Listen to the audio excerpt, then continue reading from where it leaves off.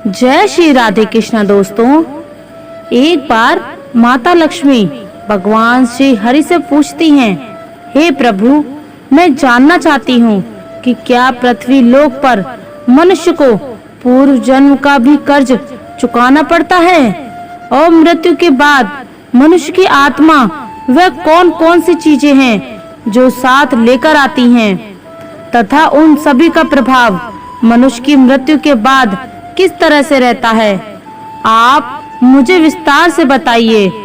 तब मुस्कुराते हुए भगवान श्री हरि विष्णु कहते हैं, हे देवी, आज आपने जो प्रश्न किए हैं वह समस्त मानव जाति के कल्याण हेतु अत्यंत महत्वपूर्ण हैं। हे देवी, यह सत्य है कि इंसान को अपने पूर्व जन्म का कर्ज अवश्य ही चुकाना पड़ता है और मृत्यु के बाद भी कुछ ऐसी चीजें हैं जो आत्मा के साथ में ही रहती हैं और उनका प्रभाव मनुष्य के दूसरे जन्म पर भी पड़ता है। तब माँ लक्ष्मी पूछती हैं, हे प्रभु, यह कैसा कर्ज होता है जो अगले जन्म में भी चुकाना पड़ता है और वह कौन सी चीजें हैं जो अगले जन्म में भी प्रभाव डालती हैं। फिर भगवान हरि कहते हैं, देवी, आज मैं आपको इसी विषय में एक कथा सुनाता हूँ।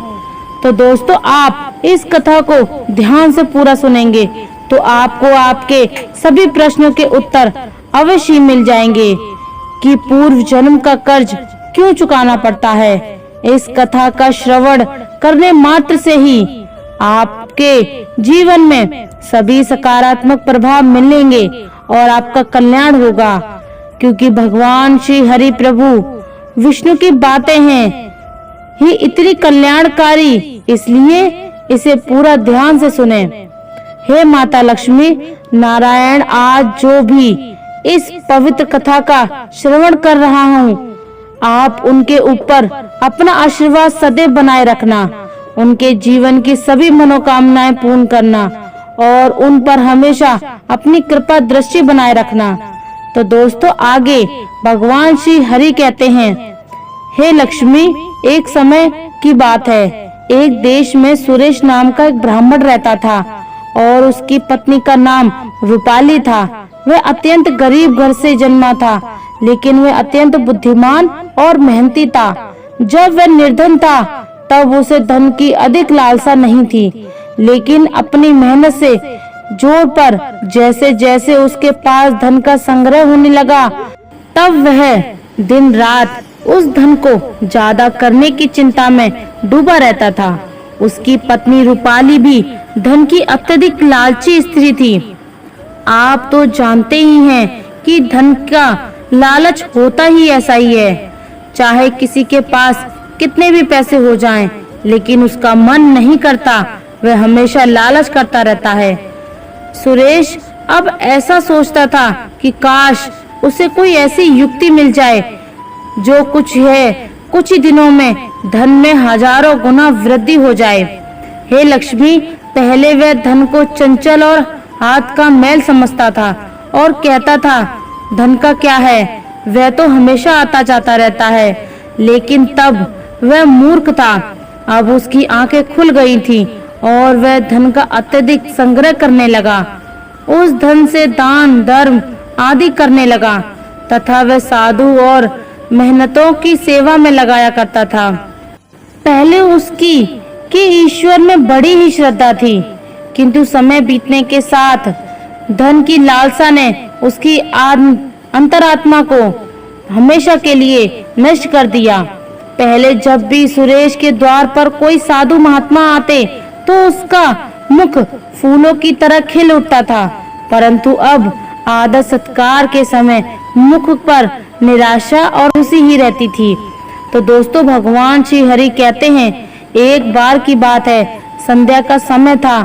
सुरेश ने द्वार पर एक साधु आकर रुका और बोला, हे पुत्र, मैं एक यात्री हूँ और आगे हरिद्वार को जाना है। आज की रात बिताने के लिए साधु को स्थान मिल जाए तो अच्छा होगा। मैं बहुत ही आशा से आपके द्वार पर आया हूँ।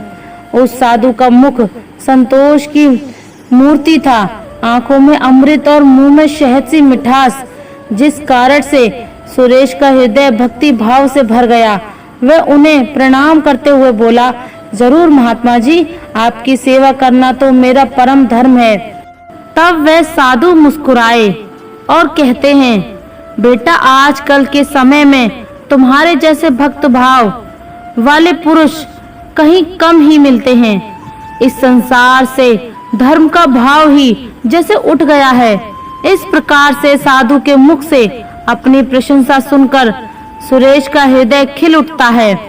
उसको ऐसा प्रतीत हुआ मानो उसे स्वर्ग में ही स्थान मिल गया हो। उसके होठों पर शब्द ही नहीं थे, लेकिन उन्हें दबा दिया और उनसे कहा, महाराज, अगर आप जैसे संत की सेवा नहीं करेंगे तो इस मानव जीवन का क्या लाभ। ऐसा कहते हुए सुरेश उन महात्मा को अपने घर के अंदर ले आया। जब उन्होंने घर में प्रवेश किया तब सुरेश ने उनके स्वागत सत्कार में कोई कमी नहीं रखी। खाने के लिए स्वादिष्ट भोजन बनवाया, नाना प्रकार की मिठाइयाँ बनवाई। उसके बाद दाल और सब्जियों में इतना घी डाला जैसे नदी की धारा में जल बहता है। भले ही सुरेश उन महात्मा को इतने पौष्टिक आहार देने के पक्ष में नहीं था, लेकिन महात्मा की बातों में कुछ ऐसी शक्तियां थी कि उसके वर्षों पुराने विचार चंद पलों में बदल गए। जैसे सूखी धरती पर एक दिन की बारिश से हरियाली छा जाती है।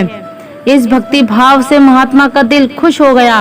रात भर बातें होती रहीं, ज्ञान और भक्ति की चर्चाएं चलती रहीं। अंत में सुरेश ने पूछा कि महात्मा जी, आप साधु कैसे बने? साधु ने हंसकर उत्तर दिया, बेटा, बुढ़ापा आ गया है, अब क्या सारी उम्र गृहस्थी में ही फंसा रहूंगा? कुछ हरि भजन की तो करना चाहिए। ईश्वर कृपा से बहुत धन कमाया है। मेरे 4 पुत्र हैं और एक कन्या भी है। अब सारी धन दौलत उनमें बांट दी है और अब तीर्थ यात्रा को जा रहा हूँ। वैसे भी खाली हाथ ही तो आए हैं और खाली हाथ ही तो जाना है, तो फिर लालच किस बात का? फिर कुछ समय के पश्चात सुरेश ने साधु की तरफ देखा और पूछा, तो क्या आपने अपना सब कुछ बच्चों को दे दिया या अपने पास भी कुछ रखा है? तभी साधु ने उत्तर दिया, बेटा, मेरे हाथ में जो ये लाठी देख रहे हो, ये अंदर से खोखली है। इसमें मैंने 500 सोने की मुद्राएं डाल रखी हैं। यात्रा में कभी कभी धन की आवश्यकता भी हो जाती है।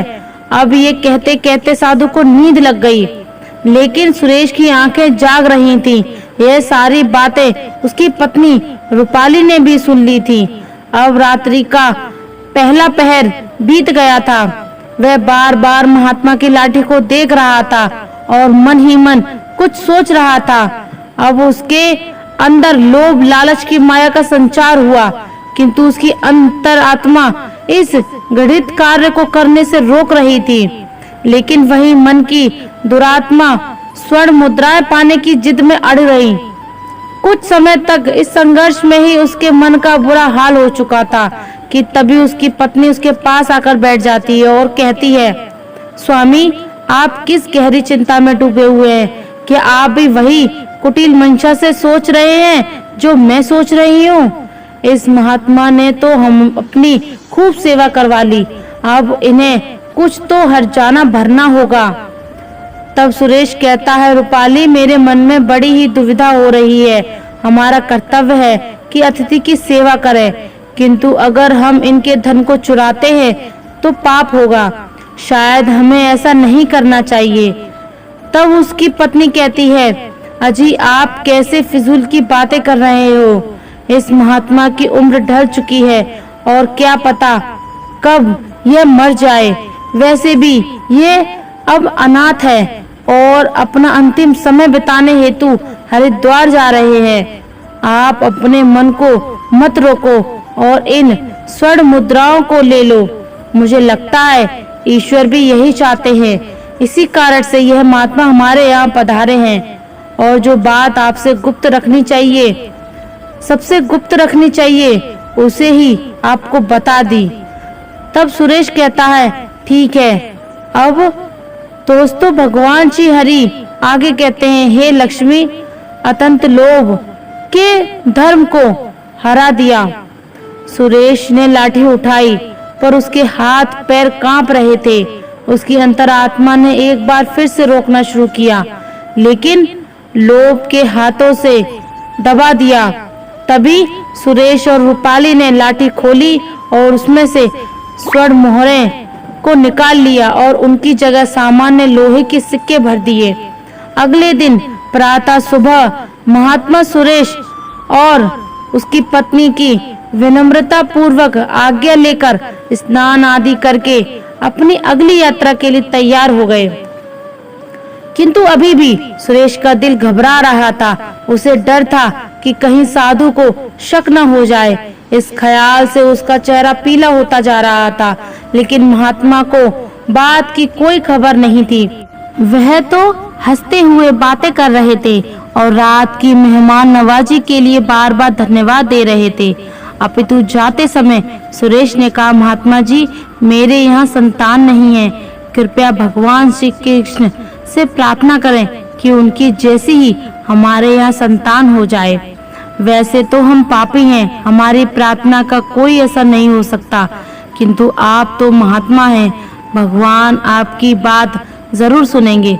तभी मंद मंद मुस्कुराते हुए के साथ महात्मा ने उत्तर दिया, सुनेंगे या नहीं ये तो वही जाने, लेकिन मैं तुम्हें आशीर्वाद देता हूँ कि भगवान श्री कृष्ण तुम्हें संतान। इतना कहकर वह महात्मा वहां से चले गए। अब जैसे सुरेश के सिर से एक भारी बोझ झट गया था। उसे ऐसा लग रहा था महात्मा के जाने के साथ उसके दिल से एक पत्थर हट गया हो। किंतु वे दोनों पति पत्नी इस चोरी के फल से नहीं बच सकते थे। यह बात सुरेश का मन और मस्तिष्क भी अनुभव कर रहा था, परंतु वह इस चोरी के प्रकट होने से बहुत डरता था। चोरी का प्रकट होना प्रत्यक्ष था, किंतु उसका फल भविष्य के किसी पर्दे में चुपचाप छिपकर सही अवसर की प्रतीक्षा में था। मनुष्य वर्तमान समय के सामने भविष्य की परवाह नहीं करता है। वहीं दूसरी ओर जब वह महात्मा हरिद्वार पहुंचे तो उनका हृदय अत्यंत प्रसन्न हो गया। यहाँ साधु संतों को देखकर ऐसी प्रसन्नता हुई मानो उन्हें सभी देवताओं के साक्षात्कार दर्शन हो गए हों। उनका मन ईश्वर भक्ति में लीन हो गया। फिर अगले दिन उन्होंने इस मंदिर के मुख्य रसोइयों को बुलाकर कहा, यहाँ दर हेतु आने वाले सभी यात्रियों के लिए दान करना चाहता हूँ। यही एक इच्छा मेरी बाकी है। कृपया आप हमें बताइए कि सभी लोगों के भोजन, निवास और वस्त्र दान के लिए कितना खर्चा हो सकता है। तभी उस व्यक्ति ने कुछ हिसाब करते हुए कहा कि महाराज, अन्नदान, निवास और वस्त्र दान और अन्य सभी प्रकार के कार्यों के लिए कुल 400 स्वर्ण मुद्राएं लग सकती हैं।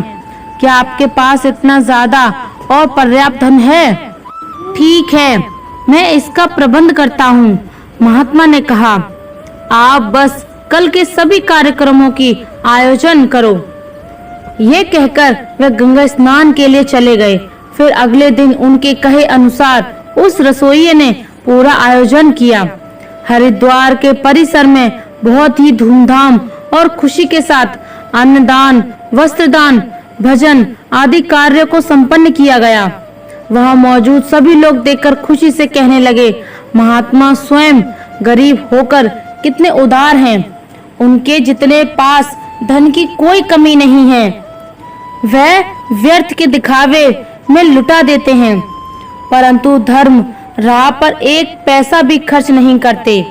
यह एक नेक दिल मनुष्य है, जिसने अपना धर्म समझा और धर्म के सामने धन का मोह नहीं देखा। अपनी प्रशंसा सुनकर महात्मा की खुशी का कोई ठिकाना न रहा। उनका हृदय आनंद से प्रसन्न हो गया था, किंतु दूसरी ओर उसका भाग रो रहा था। जब संध्या हुई, महात्मा ने अपने कमरे का दरवाजा बंद किया और लाठी को खोलकर देखा तो लाठी के अंदर लोहे के सिक्के को देखकर उसका हृदय कांप गया। उसे ऐसा प्रतीत हुआ मानो वह कोई भयानक स्वप्न देख रहा हो। उसे अपनी आंखों पर यकीन नहीं हो रहा था। वह चाहता था कि यह स्वप्न जल्दी से जल्दी टूट जाए, पर यह कोई ऐसा स्वप्न नहीं था जिससे नींद खुल जाए।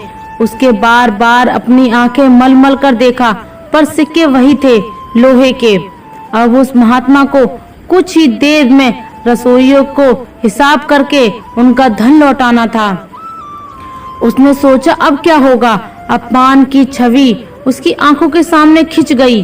वह कहने लगा, हे प्रभु, आप मुझे क्षमा करें। महात्मा कांपते हुए खड़े हो गए।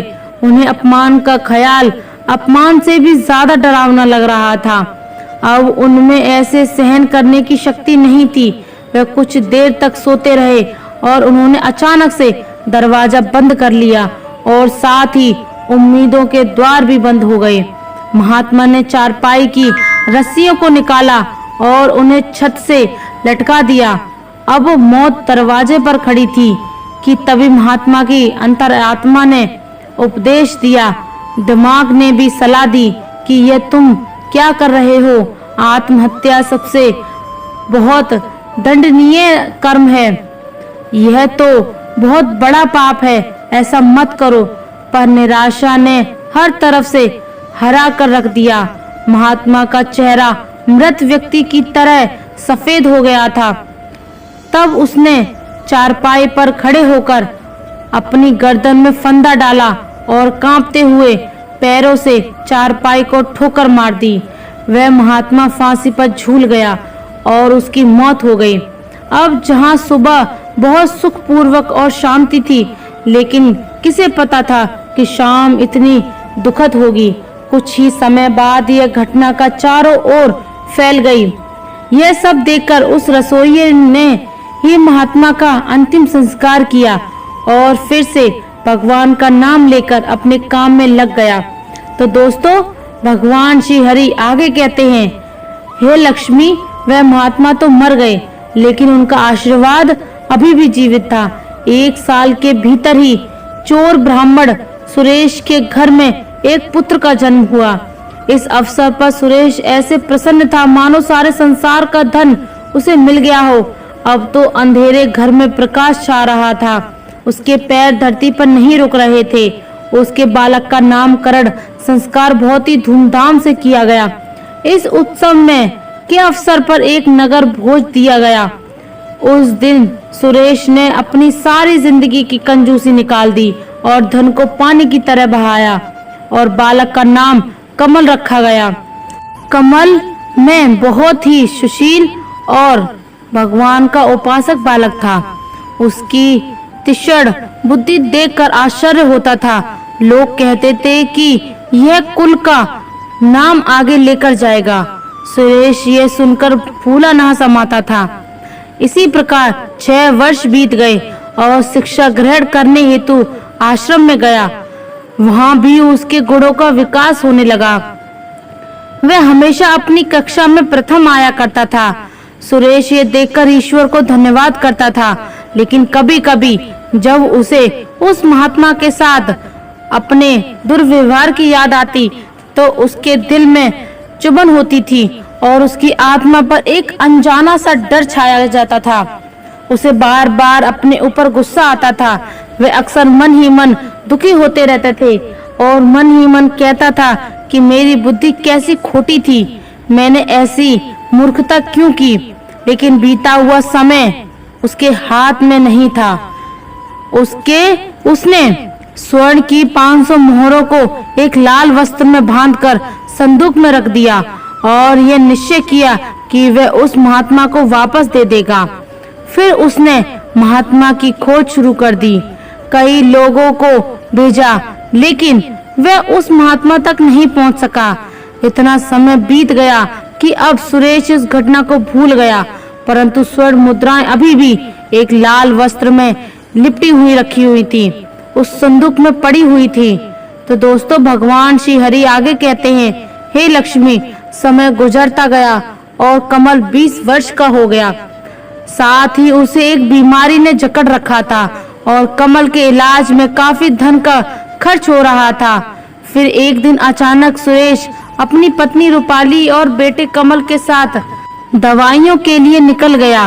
वहां पहुंचकर वे एक सराय में ठहरे। वहां सुरेश को पता चला कि उनके बेटे कमल का व्यवहार साधुओं जैसा हो रहा है।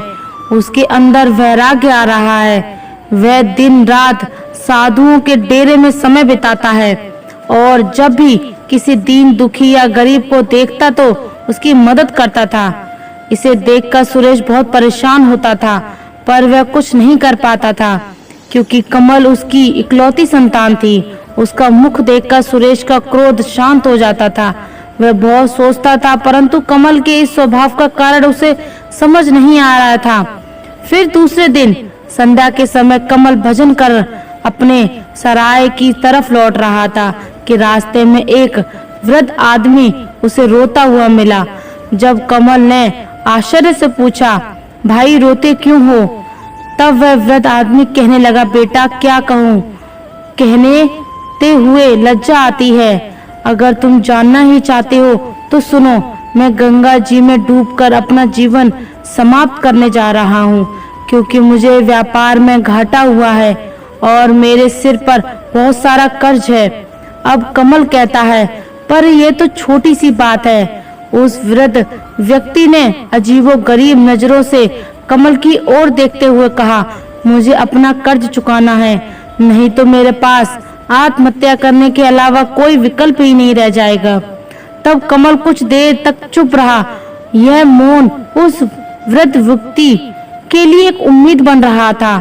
उसके आंसू थम गए और फिर कमल ने पूछा कि महाराज, आपको कितने धन की आवश्यकता है? कृपया आप मुझे बताइए। दोस्तों, जब इंसान निराश हताश होता है तब उसे हर कदम पर उम्मीद नजर आती है। उस वृद्ध व्यक्ति ने हिसाब लगाकर जवाब दिया कि मेरे सिर पर लगभग 500 स्वर्ण मुद्राओं का कर्ज है। कमल फिर से कुछ देर के लिए चुप हो रहा। फिर उसने कहा, महाराज आप चिंता मत करो, आप बस इसी गंगा के तट पर मेरी प्रतीक्षा करो, मैं बस अभी वापस आता हूँ। आपके लिए मैं कहीं से न कहीं संग्रह करके लेके आता हूँ। तब वृद्ध आदमी ने कहा, बेटा यही पास में ही मेरी एक धर्मशाला है, तुम वहीं आ जाओ। उसी समय कमल भागते हुए वापस सराय में आ गया। उस समय उसके हृदय में हलचल सी मची हुई थी। उसका चित्त व्याकुल था। वह चाहता था कि जितनी जल्दी हो सके बाबा का संकट दूर कर दे। उसे दिव्य शक्ति से विश्वास दिला दिया था कि इस बाबा की सहायता करना मेरा धर्म है।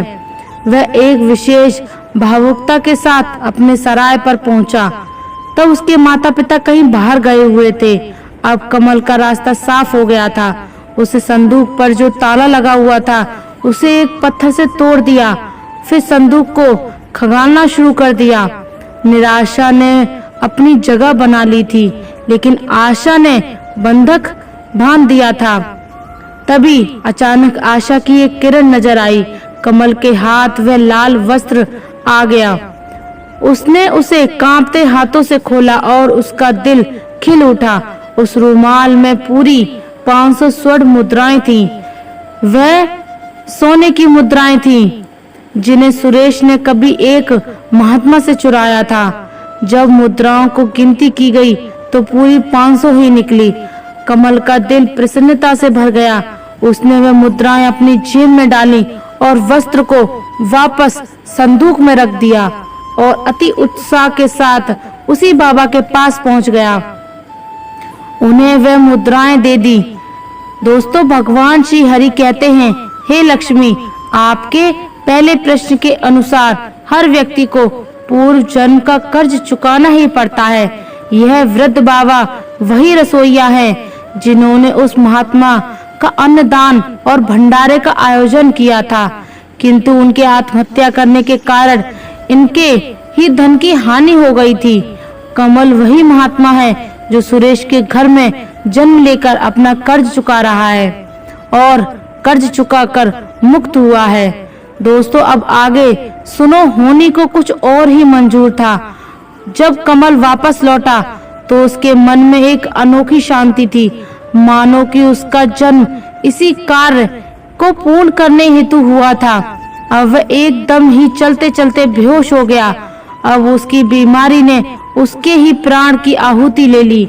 वहीं जब दूसरे दिन सुबह ये बात सुरेश और रूपाली को पता चली कि उनका पुत्र मृत्यु को प्राप्त हो चुका है, तो इस दुख के कारण उनका हृदय अत्यंत दुख से भर गया और निराशा के साथ उन्होंने भी अपने प्राणों को त्याग दिया।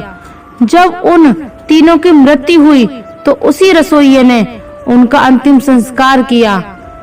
उन तीनों की आत्माओं को यमराज के दरबार में लाया गया। तब यमराज ने कमल को स्वर्ग में भेज दिया। वहीं दूसरी ओर सुरेश और उसकी पत्नी रूपाली को घोर नरक में डाल दिया और उन दोनों को पूरी सच्चाई बता दी।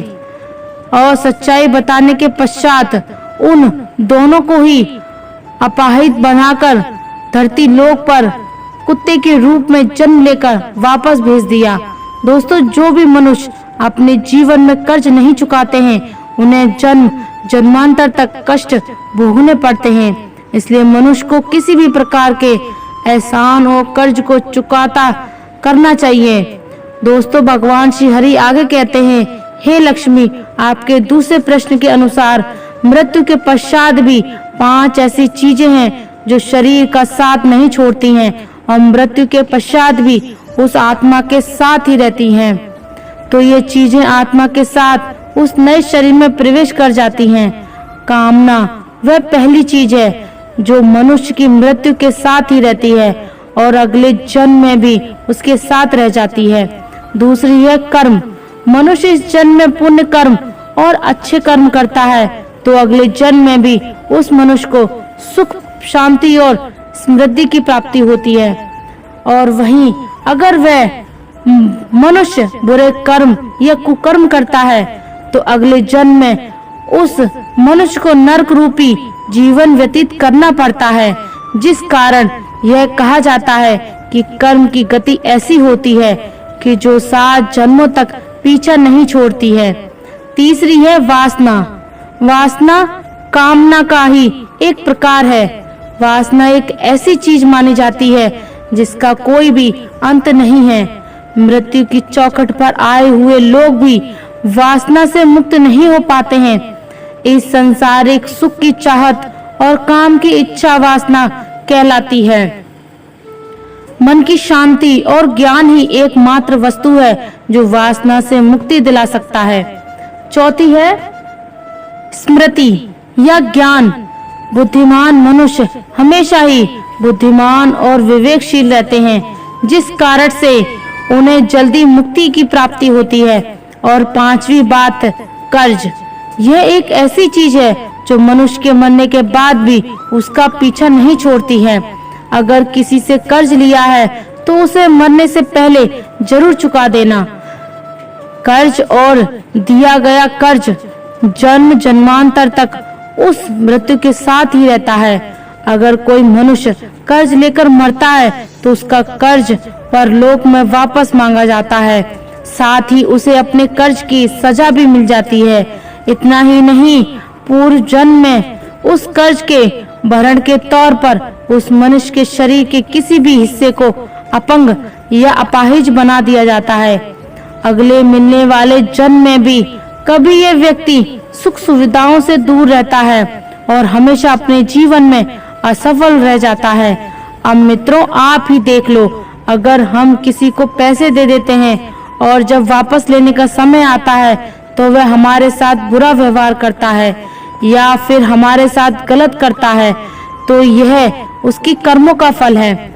माता लक्ष्मी भगवान श्री हरि से कहती हैं, हे प्रभु, आपने मुझे बहुत ही अच्छे तरीके से समझाया है। इंसान जैसा कर्म करता है, कुदरत या महात्मा उसे वैसा ही उसे लौटा देते हैं। हम जब क्रोधित होते हैं तब हमें पूरी दुनिया गलत नजर आती है। जब कोई हमारी बात नहीं मानता है तो क्रोध आता है, हमारी परेशानियां मिलने लगती हैं। क्रोध को काबू करना चाहिए, वरना घर परिवार और समाज के लोग हमसे दूर होने लगेंगे। क्रोध से बचने के लिए ध्यान करना चाहिए, शांत रहकर हालातों से को समझना चाहिए। कर्म करो। कर्म योगी इसलिए कर्म करता है कि कर्म करना उसे अच्छा लगता है। कर्मयोगी कर्म का त्याग नहीं करता, वह केवल कर्म फल का त्याग करता है और दुखों से मुक्त हो जाता है। प्रिय दोस्तों, आशा करते हैं अगर आप हमारे चैनल पर नए हैं तो चैनल को सब्सक्राइब कर लीजिए और कमेंट में जय श्री राधे कृष्णा जरूर लिख दीजिए। और अगर आपको हमारी ये वीडियो अच्छी लगी हो तो कमेंट सेक्शन में ज़रूर बताएं। धन्यवाद। जय श्री राधे कृष्णा।